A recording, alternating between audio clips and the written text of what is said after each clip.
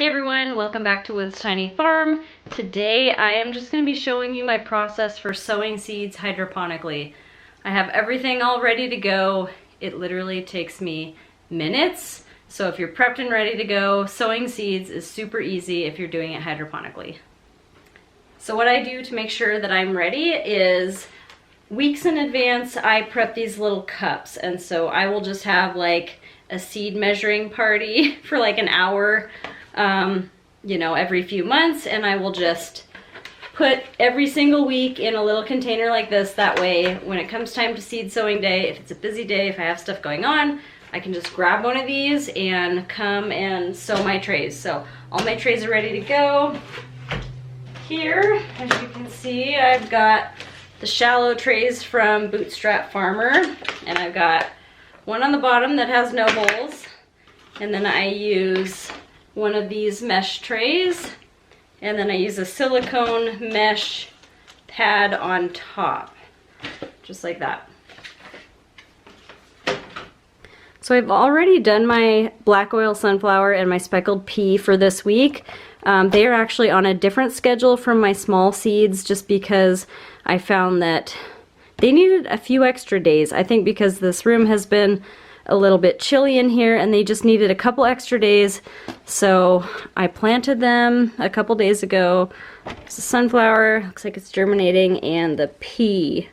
So I obviously will not be doing those today, but I will be doing all of my small seeds onto these mesh trays. Okay, let's get started. So I've got my sprayer, I've got my seeds and my trays. I love the sprayer, guys. I got it on Amazon. I'll link it for you. I'll just put one link down below in my description, and it takes you to my website, which then has everything I use. So that'll be down below if you're interested in any of this stuff. Okay, so I can put that out of the way. Let's see, it's $1.49. See how long it takes.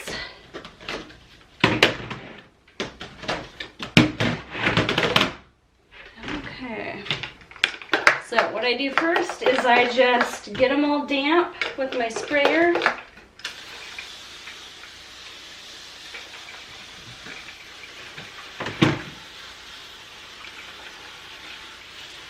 And this just prevents the seeds from rolling around. Once you kind of spread them on, it kind of makes them stick to the mat better.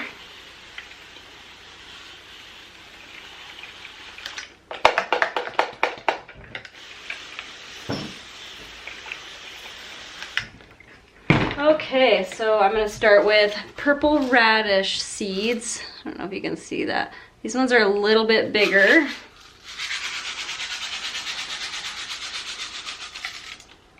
Look at that.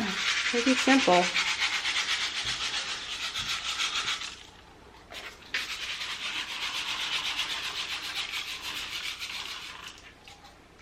Okay, and then these are wasabi mustard. I do 3 wasabi mustards every week, 3 trays. These ones sell okay, but they're $1 more expensive than the other ones. So I charge more for the wasabi than I do my other varieties, just because the seeds are way more expensive.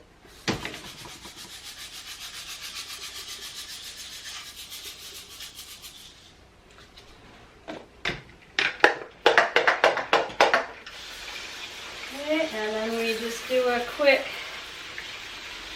spray over top.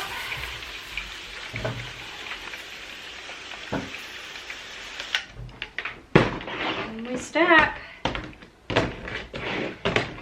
There for a while I was stacking these individually, like I was stacking just one like this and then a tray on top with a brick, and I decided to stop doing that and to just stack them all like about 5 or 6 high.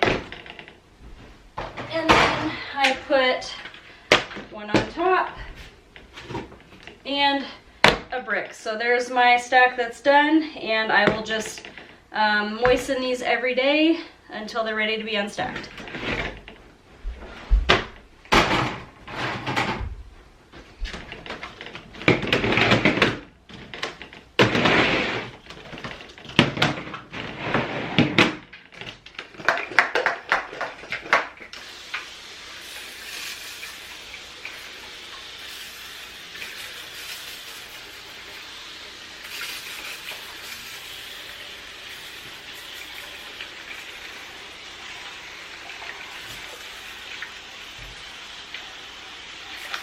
seed sowing day is really easy. It's harvest day and doing all the cleanup that seems to be the most labor intensive.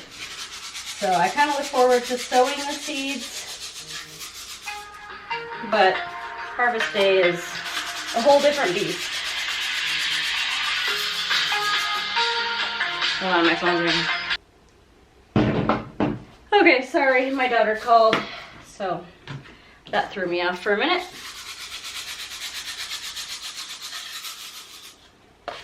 This is spicy salad mix. So I ordered this through True Leaf Market, and it's one of my best sellers. So I highly recommend for anyone starting out. Spicy salad mix from True Leaf Market is a winner. It sells really good. It's pretty easy to grow.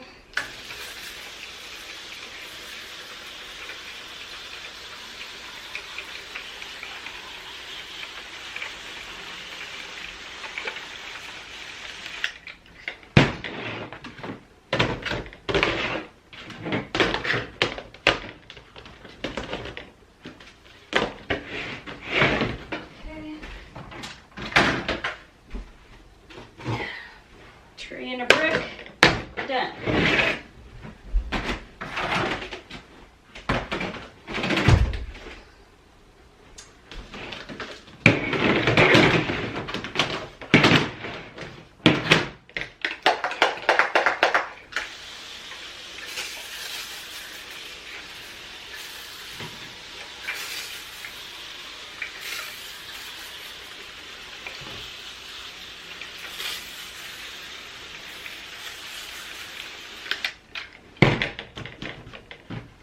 Okay, I've got one more of the spicy salad.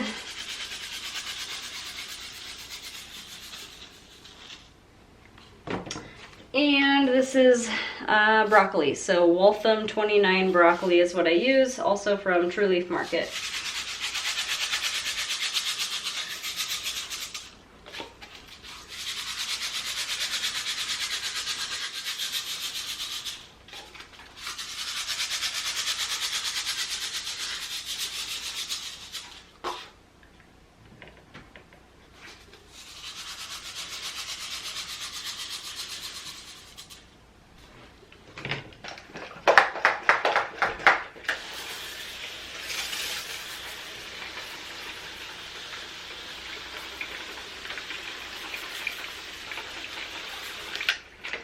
Okay, so it took me less than 10 minutes, a little bit less than 10 minutes, and let's see, I have the sunflower and the pea that I already did, which maybe takes me about 5 minutes, so let me move this up for a second. So maybe about 15 minutes per week I spend actually planting my seeds. And yeah, the bulk of the work is harvest day, so I will have to maybe show you guys a harvest day, but I really want to do a cleanup video showing how I like clean off my mats and my trays and all that. Here they are, all stacked and ready to go. So I will unstack these on the same day that I harvest all of these. So I'll end up harvesting in the morning on Thursday, and then that afternoon usually I unstack all my trays and put them up here. So I just kind of rotate everything every week. And these guys are actually in blackout mode. Instead of putting the domes over top, I have just been shutting the blinds and just keeping this whole room dark. And I just opened the blinds for the sake of this video. But I've got this tray down here that just did not germinate very well right there. I don't know what happened. It's kind of weird. I'm wondering if maybe it didn't get enough water right there or what, but anyways, everything's looking good. They're still light green because they have not had sunlight, but they're all kind of stretching this way because when I do have the blinds shut, there's like a little bit of light here, so they try to reach for it. And I find that, I don't know, it's beneficial sometimes, I think, to leave the domes off and just get your room dark, because there's most likely going to be a little bit of light and they will stretch towards that, and then that is how you get some better length on them instead of them staying like super short like this. So these are gonna grow. We want these taller, which they will get taller in the next day or two. So anyways, yeah, sowing seeds hydroponically is super easy. So I'll talk a little bit about when I was planting in dirt. I kind of hated the process. I mean, it wasn't that bad in the summer because, you know, I could be out in my greenhouse, and I did sift the dirt because there was like, you'd find sticks and stuff in there, and I just wanted it sifted in a nice layer in my trays. And so, you know, I would go out there, I would sift the dirt, I would fill all the trays. I would get super dirty every single time, so I had to kind of coordinate it like with, okay, well, I'm not gonna shower today until I do that task. So it was just really time consuming, and now it's super easy. Like I store these trays ready to go with the mesh in there, and come time to sow them, I mean, it literally takes me 15 minutes. So hydroponic growing has been kind of a game changer for me, and I don't think I would go back to dirt. I think dirt has its advantages. Like, I feel like maybe they were a little bit more, I don't know, just a little more full when I grew in dirt, but I've figured out like the seeding density that works good for me right now, and I do use like a mineral fertilizer. It's called Ocean Solution, and that'll be linked below in my one link. Everything's on my website, but you can go take a look at that. And I did a test one week, and I think I went a couple days without using it, and I thought, well, perfect time. I'm just gonna continue this and not give it, and we're gonna see what happens. And it was bad. It was really bad. Like I remember my radish was like this, and I mean, my radish normally does really well, and just everything looked so puny. So I know for sure that the Ocean Solution works really well. I figured out the math with how much that stuff is costing me, and it's literally only like $2 a week to use that fertilizer. When I was using dirt, it was costing me around $1 a tray. So it was around 20 bucks a week for dirt. Growing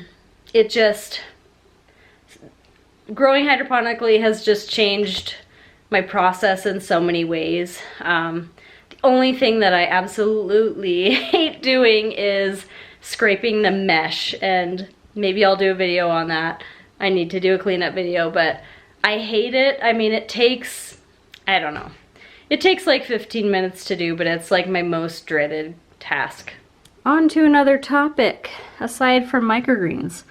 Here's my view today from the front, and normally there are mountains right there, but it is very, it looks like it's snowing over there maybe. We've got a little bit of snow on the ground. It's a very wet snow. It's not too cold out. It's probably mid-30s, but yeah, we did not have a white Christmas, but a couple days after, here we are.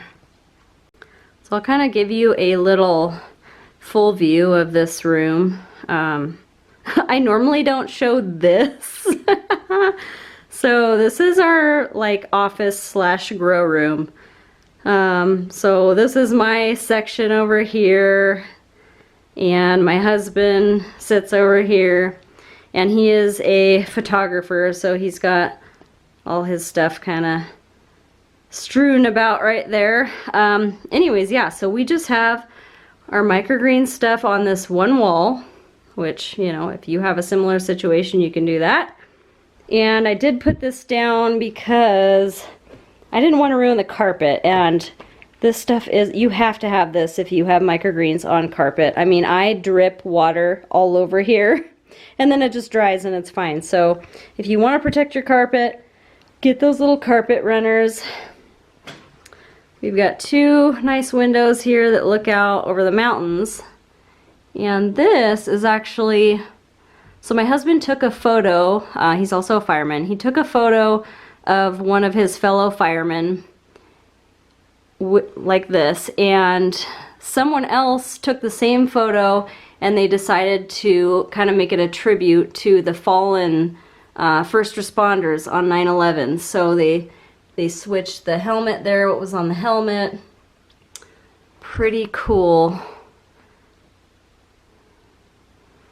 And then over here is my beading desk. So I also bead, and I make earrings, hat bands, stuff like that. And I also, you know, I sell them as well, but these ones have a flaw, so I'm keeping these for myself. But a pair like this I would sell for $150, and these are like, I can't remember how much I have those listed for, but I have a lot more made. They're just in a tote, and I love Navajo pearls. So I just made this one the other day, Navajo pearls. So they're silver and turquoise. Anyways, yeah, this is where I bead. I'm in the middle of a hat band right now. Right here, it's pretty simple design. And then this is one I finished recently. I still need to put the end ties on it, but I mean, this one took me a while. My daughter says this is her favorite one. So anyways, beading is my other hobby. You know, I also do kind of the homestead type stuff and chickens and horses and all that. So anyways, my board's kind of empty, but I do some farmers markets with my beads, and that's been a really fun thing to do. Okay, so that was a little sneak peek into my life besides microgreens. So anyways, if you guys aren't subscribed and you like this content and you want to see more microgreen stuff or maybe some homesteading stuff, I need to do some videos on chickens and gardening, stuff like that, then go ahead and subscribe, and I will see you on the next one.